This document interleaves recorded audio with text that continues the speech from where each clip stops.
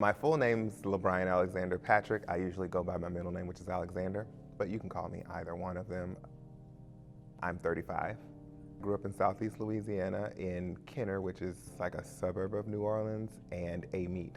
People are very friendly there. It's very social. We have a lot of social events. People are very eclectic, meaning we have random events where you might see somebody randomly dressed in some kind of costume all the time, any time of year. Honestly, I took a class when I was 25. I had just finished the military, and I was in the military for 8 years as well, from 17 to 25 in the Army. And I went reserve part-time too so that I could go to school. But when I finished, I needed something else physical to do. And I had a fellowship while I was in grad school, and I was like, oh, well, there's a dance class. Let's just go take this ballet class, see what it's like. I took it. Of course, I failed, bust my butt. I got a decent grade, a good grade in there because I came to class all the time. And the teacher, I was flexible, but I wasn't like dance strong. Like I didn't know how to do the things that they were doing because I'd never done those kinds of things.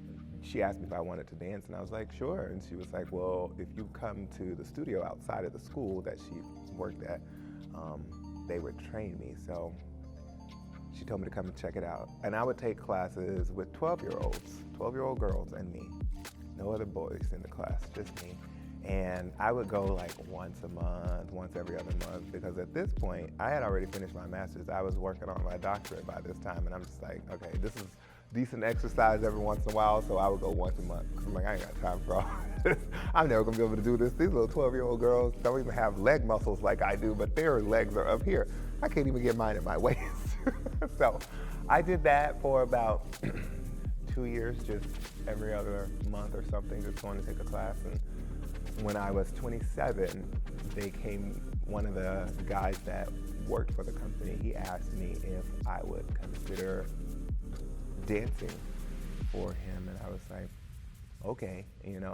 They were shocked at what he was able to pull out of me, and he said, if you just train him, y'all aren't training him to do these things, but if you train him to do those things, his body can pick up what you're asking. That's not what a lot of people's bodies can do.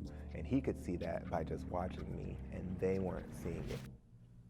Somewhere along the way, it started to make sense. They put me in classes with like the 18-year-olds, 17-year-olds, and it was just like, okay, you'll figure it out.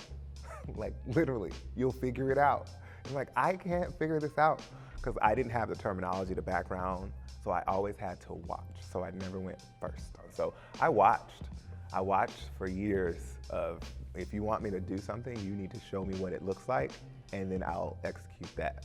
So that was how I started doing it, and then I moved to Georgia and I danced for a company there, which was crazy because the people were trained by like the Ailey dancers. Eventually it started to click. I could pick up things. It's just somewhere along the way your body started to say, okay, we know the combination, just watch it once, you got it. So it's like dance called me. It was one of those things where it was like, you are going to be a dancer no matter what you do, you're going to be doing it. Within like the first 2 weeks of being here, I had dance teachers, dance company directors stop me and ask me where I was from and what I was doing there, and then they also offered me positions to dance for them. And so it was easy, but at the same time, I'm also not stupid. I'm not stupid. I intended for you to ask me because I know I missed your auditions, and I came to class when your company was dancing because I wanted to know how they moved, and I wanted to see who you paid most attention to. Okay, that's who they pay attention to. Let me move like them. Let me go across the floor with them just to show them I can keep up with them. Because I had an intention behind me. I was like, I'm not coming here and not doing it. So I pay attention. I try to teach my friends that are here, because I know some black females that want to do more in the city, and they're like, they don't do much for the black people here. How are you doing all of these things? I said I go in with an intention. I'm not gonna be mean to anyone, but I'm just gonna let the dance that I do speak for itself. And I know they're gonna have no choice but to pay attention to me.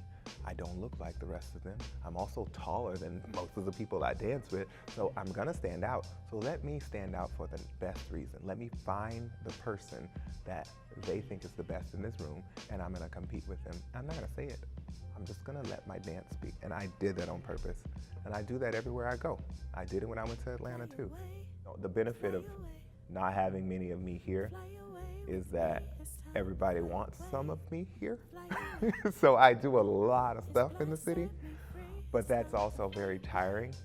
And that's okay when you're single and you don't have much to do, but I'm not single anymore, and there's also a little 9-year-old kid that's in my life around, so I can't do those things all the time. I have to actually make time for myself a lot more now, so I still appreciate that I can still do those things. I just don't know how much of it I would want to do. I probably would choreograph more things and maybe teach more classes than I would perform, but I still have some years of performance in me, so I'm still going to try to give it a little bit more time, at least maybe 5 years, because when I hit 40, I don't know how I'm going to feel about this.